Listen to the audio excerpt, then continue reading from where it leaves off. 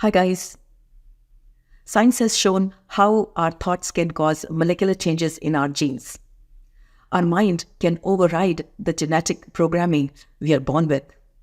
How cool is that? This principle is the basis of various mind-body therapies used throughout the world in medicine for disease prevention, treatment, and health promotion. The same principle can be used to alter subconscious beliefs and biases you hold about yourself. In my previous video, The Language of Power, I mentioned epigenetics. Today, I'm going to go deeper into this subject and explain how you can use your mind to upgrade your perception of yourself in a more positive light. Let's get started.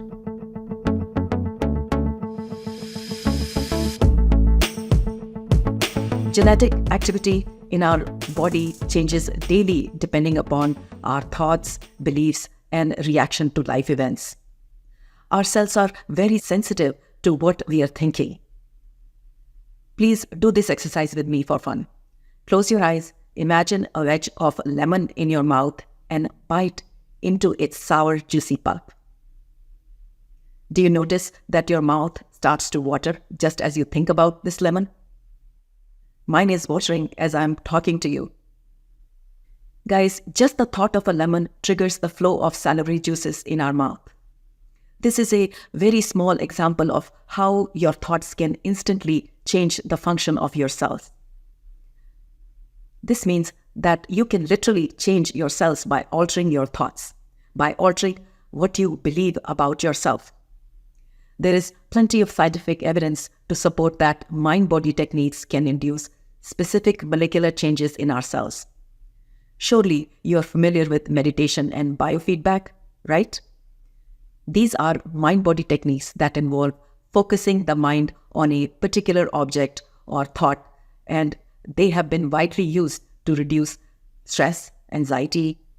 They are used to treat chronic pain, hypertension, and various sleep disorders. The same principles can be used to alter subconscious belief and biases you hold about yourself.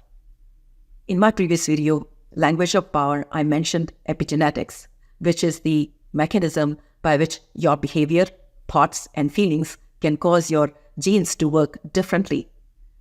Epigenetic changes do not change your DNA sequence, but they can change how your genes function. Dr. Bruce Lipton, a researcher from Wisconsin, authored a book titled The Biology of Belief. This book offers a comprehensive understanding of the science regarding how your words, attitudes, and thoughts directly influence the functioning of your cells. This book is highly recommended if you want to dive deeper into this topic.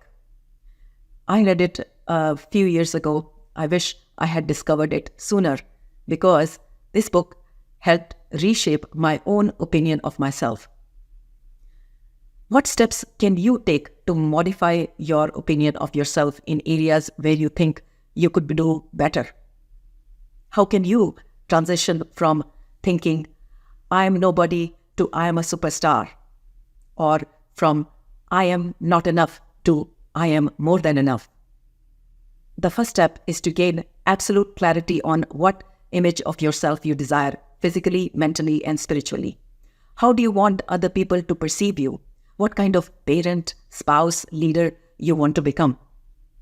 Courageous, loving, confident, kind, funny? The path to shaping your style is deeply personal.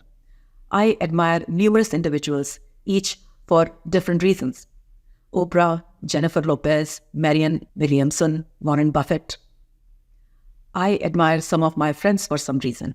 I also draw inspiration from my daughter's fresh perspective, her confidence and energy.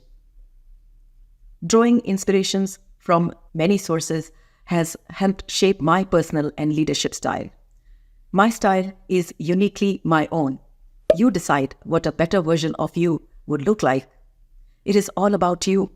Any answer is right if it leads you to the path of fulfillment, confidence, and peace. Don't compare yourself with others. Only draw inspiration from others. After you have decided what you want, The next step of subconscious reprogramming is committing to changing your self-defeating, self-sabotaging beliefs. Don't think that it is too late to change now, or my persona is locked in the DNA I inherited from my family. Epigenetic clearly shows that we can make positive changes in our body, in our attitude, in our behavior. We have the ability to overcome familial and societal conditioning that restricts us. We can get rid of self-doubt. Doubting your abilities is not a bad thing per se. It tells you something that you need to address. It keeps you in check so you don't become overconfident and make egregious mistakes. Many people have struggled with self-doubt.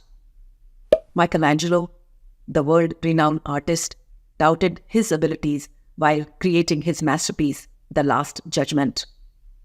Abraham Lincoln struggled with it. Mark Zuckerberg have openly talked about experiencing imposter syndrome. Taylor Swift, my favorite artist, has touched on this topic in her songs.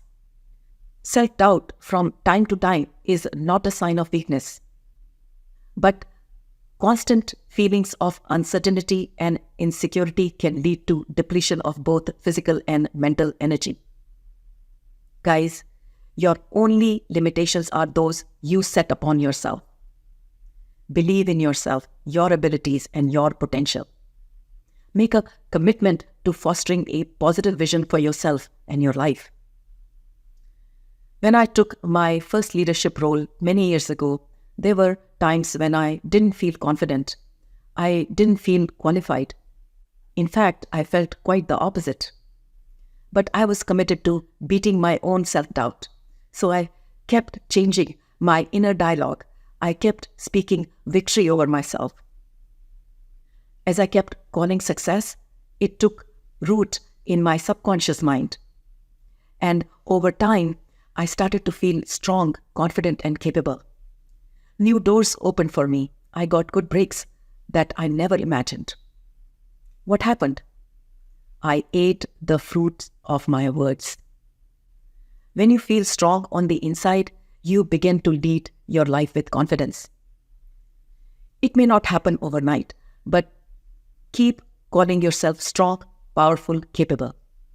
Guys, commit to a positive self-image of power and success.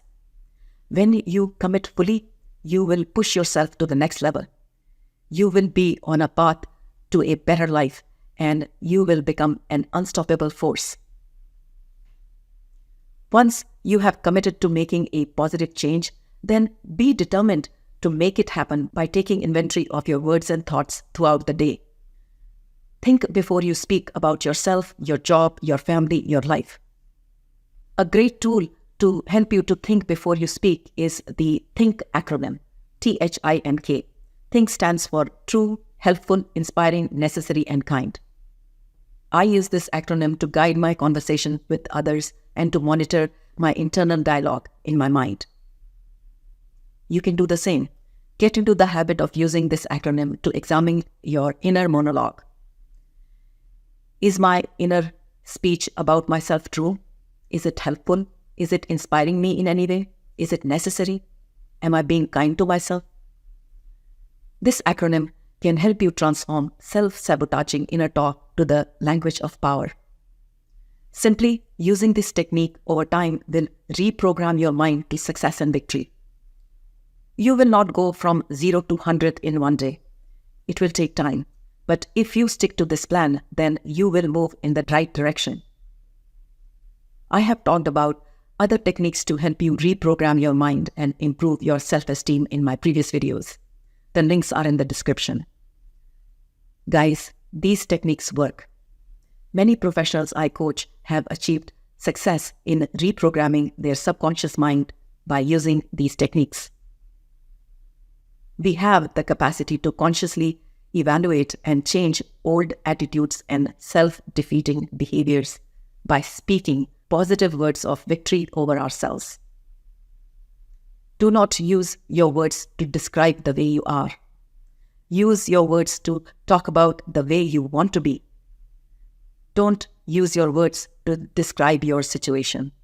Use your words to change your situation. Always have faith in your abilities because you are truly amazing. You can do it. So take charge.